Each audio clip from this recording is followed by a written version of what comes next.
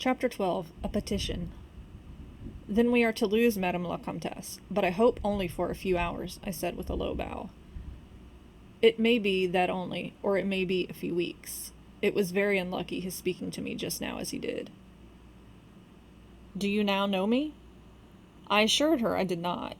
You shall know me, she said, but not at present. We are older and better friends than perhaps you suspect. I cannot yet declare myself. I shall in 3 weeks pass your beautiful Schloss, about which I have been making inquiries. I shall then look in upon you for an hour or two, and renew a friendship which I never think of without 1,000 pleasant recollections. This moment a piece of news has reached me like a thunderbolt. I must set out now and travel by a devious route nearly 100 miles, with all the dispatch I can possibly make. My perplexities multiply. I am only deterred by the compulsory reserve I practice as to my name for making a very singular request of you. My poor child has not quite recovered her strength. Her horse fell with her at a hunt which she had ridden out to witness. Her nerves have not yet recovered the shock, and our physician says that she must on no account exert herself for some time to come. We came here in consequence by very easy stages, hardly 6 leagues a day. I must now travel day and night on a mission of life and death, a mission the critical and momentous nature of which I shall be able to explain to you when we meet, as I hope we shall, in a few weeks, without the necessity of any concealment. She went on to make her petition, and it was in the tone of a person from whom such a request amounted to conferring rather than seeking a favor. This was only in manner, and as it seemed, quite unconsciously. Than the terms in which it was expressed, nothing could be more deprecatory. It was simply that I would consent to take charge of her daughter during her absence. This was, all things considered, a strange, not to say an audacious request. She in some sort disarmed me, by stating and admitting everything that could be urged against it, and throwing herself entirely upon my chivalry. At the same moment, by a fatality that seems to have predetermined all that happened, my poor child came to my side, and in an undertone besought me to invite her new friend, Millarca, to pay us a visit.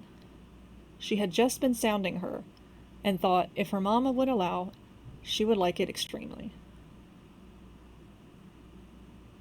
At another time I should have told her to wait a little, until at least we knew who they were. But I had not a moment to think in.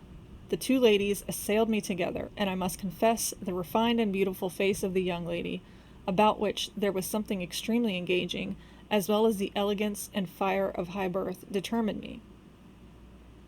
And quite overpowered, I submitted, and undertook too easily, the care of the young lady, whom her mother called Millarca. The Countess beckoned to her daughter, who listened with grave attention while she told her, in general terms, how suddenly and peremptorily she had been summoned, and also of the arrangement she had made for her under my care, adding that I was one of her earliest and most valued friends. I made, of course, such speeches as the case seemed to call for, and found myself, on reflection, in a position which I did not half like. The gentleman in black returned, and very ceremoniously conducted the lady from the room.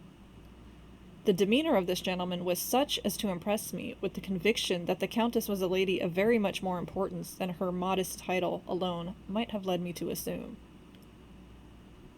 Her last charge to me was that no attempt was to be made to learn more about her than I might have already guessed until her return. Our distinguished host, whose guest she was, knew her reasons. But here, she said, neither I nor my daughter could safely remain for more than a day. I removed my mask imprudently for a moment, about an hour ago, and too late I fancied you saw me, so I resolved to seek an opportunity of talking a little to you. Had I found that you had seen me, I would have thrown myself on your high sense of honor to keep my secret some weeks. As it is, I am satisfied that you did not see me, but if you now suspect, or on reflection should suspect, who I am, I commit myself, in the like manner, entirely to your honor. My daughter will observe the same secrecy, and I well know that you will, from time to time, remind her, lest she should thoughtlessly disclose it. She whispered a few words to her daughter, kissed her hurriedly twice, and went away, accompanied by the pale gentleman in black, and disappeared into the crowd. In the next room, said Millarca, There is a window that looks upon the hall door. I should like to see the last of Mamma, and to kiss my hand to her." We assented, of course, and accompanied her to this window. We looked out and saw a handsome old-fashioned carriage, with a troop of couriers and footmen. We saw the slim figure of the pale gentleman in black, as he held a thick velvet coat and placed it about her shoulders and threw the hood over her head. She nodded to him and just touched his hand with hers. He bowed low repeatedly as the door closed, and the carriage began to move. "She is gone," said Malarsa with a sigh. "She is gone," I repeated to myself for the first time in the hurried moments that had elapsed since my consent, reflecting upon the folly of my act. "She did not look up," said the young lady, plaintively. "The Countess had taken off her mask, perhaps, and did not care to show her face," I said. "And she could not know that you were in the window." She sighed and looked in my face. She was so beautiful that I relented. I was sorry I had for a moment repented of my hospitality, and I determined to make her amends for the unavowed churlishness of my reception. The young lady, replacing her mask, joined my ward in persuading me to return to the grounds, where the concert was soon to be renewed. We did so, and walked up and down the terrace that lies under the castle windows. Millarca became very intimate with us, and amused us with lively descriptions and stories of most of the great people whom we saw upon the terrace. I liked her more and more every minute.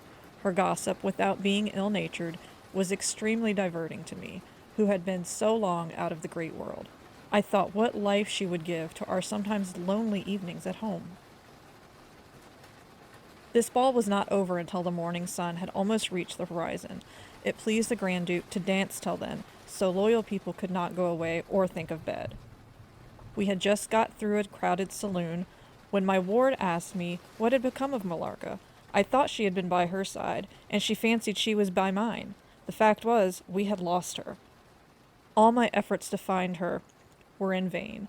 I feared that she had mistaken, in the confusion of a momentary separation from us, other people for her new friends, and had possibly pursued and lost them in the extensive grounds which were thrown open to us.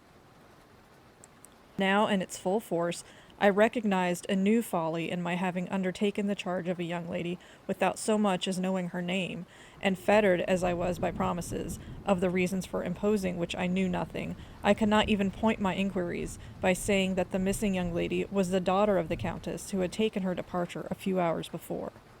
Morning broke. It was clear daylight before I gave up my search. It was not till near 2 o'clock next day that we heard anything of my missing charge. At about that time, a servant knocked at my niece's door to say that he had been earnestly requested by a young lady, who appeared to be in great distress, to make out where she could find the General Baron Spiersdorf and the young lady, his daughter, in whose charge she had been left by her mother. There could be no doubt, notwithstanding the slight inaccuracy, that our young friend had turned up, and so she had. Would to heaven we had lost her. She told my poor child a story to account for her having failed to recover us for so long. Very late, she said, she had got to the housekeeper's bedroom in despair of finding us, and had then fallen into a deep sleep, which, long as it was, had hardly sufficed to recruit her strength after the fatigues of the ball. That day, Millarca came home with us.